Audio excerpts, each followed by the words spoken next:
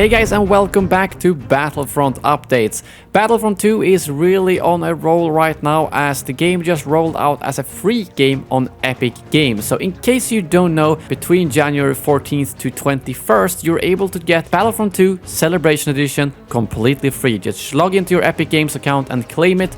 So if you for some reason haven't done that already, make sure to do so. Even if you play on console, claim it on PC. You can try out the mods and all that kind of stuff. So there's really no reason to not do it. And if you're watching this and you haven't tried it, why haven't you? Before I get into the video, I just wanted to give a shout out to my sponsor Elgato Gaming, from which I'm using a lot of products to my live streams and videos, including the microphone I'm recording in right now, the Wave 1, but also green screens, cam links, key lights, and a lot more. Check out the link in the description below for more details. But the game has seen a massive surge of new players over the last couple of days thanks to this, which is just again shows how popular this game could be if they would have continued working on it. And I wanted to just briefly touch upon that a little bit, because when the game was made free on Epic Games, this error message actually showed up to a lot of people, and that's the first time I've ever seen that message. Even back when the game just launched or when there was new updates coming out, I never saw this message saying a large amount of players are trying to connect right now, please wait a few minutes and try again. And I think EA were basically caught off guard on how popular this was gonna be and how many new players that were gonna try it out. They actually had to go out with a statement saying, seeing error message 623 or 918 in Battlefront 2,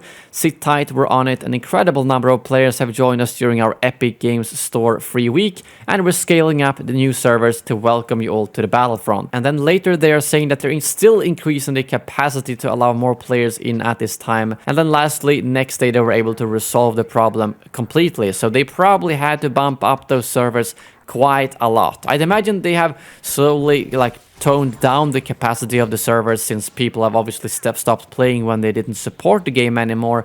But with this Epic Games free week, the servers are very populated again. As you can see when I'm playing here, there is so many low-level players, and usually it's only me and maybe one or two more players that have golden levels on their classes or heroes, which just shows how many new players there are. Some are still level 30 and 40, which I'm guessing are players who owned the game before this, but there's a lot of level 1s, level 5s, level 10s, which is just a lot of fun to see.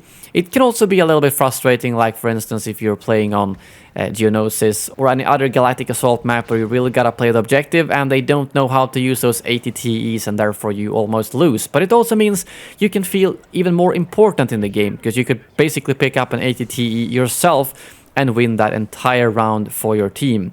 So it's obviously both good and bad to it, but overall it is just good to see a lot of new players in the game. And I'm sure there's someone over at EA DICE sitting there looking at those concurrent numbers going, why did we stop supporting this game? Imagine if we made this game free permanently now and had a actual proper monetization system with skins, for instance.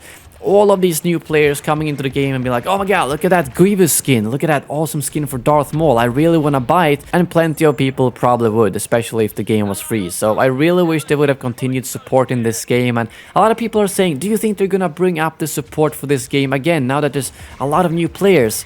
I don't think so. I don't think there's any chance they'll just pick up where they left and start creating content again. Besides, they seem very busy with Battlefield 6, and that game is still pretty far out, so I don't think they have a lot of spare developers to actually put towards Battlefront 2. And I'm also not sure if any other studio would be able to actually take over the development either.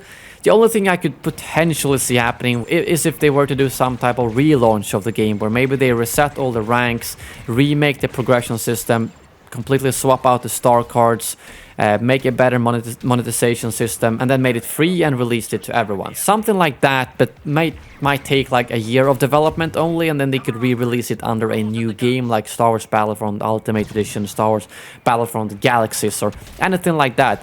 I think could really work, because I just don't see any way they would pick up where they left and start making content. And a Battlefront 3, if they're ever gonna make one, is probably very many years out, if that's ever gonna happen. I mean, I'm not sure what DICE has planned after Battlefield 6. I doubt they're just gonna have the entire team support Battlefield 6 with post-launch content. So hopefully maybe a Battlefront 3 would happen 2023, 2024. I'm not really sure. But as of right now, I'm just glad to see a lot of new players. And even on my videos, I'm seeing my credit videos, my how to do certain stuff in the game videos, are getting a lot of views, where they like usually get like 5 views per day. They might get a few hundred instead, because people are actually searching for it, like how to unlock the new race skin or anything like that. So it's good to see that the game is getting a bit of popularity. And if any of you guys watching this video are brand new to the game and the channel, make sure to hit that subscribe button. I will cover all things Star Wars gaming, not just Battlefront, but obviously if there's anything about Battlefront, I will cover every little detail of it. But you can also expect Lego Star Wars, Fallen Order, that open world Star Wars game from Ubisoft, and so on, and basically anything you need to know about Star Wars gaming. But that's really all I had for you in this video. Please let me know in the comments below if you're new to the game, what's your experience with it, and if you are not new to the game, how's it been to play with all these new players the last couple of days. Thank you very much for watching, and as always, may the Force be with you.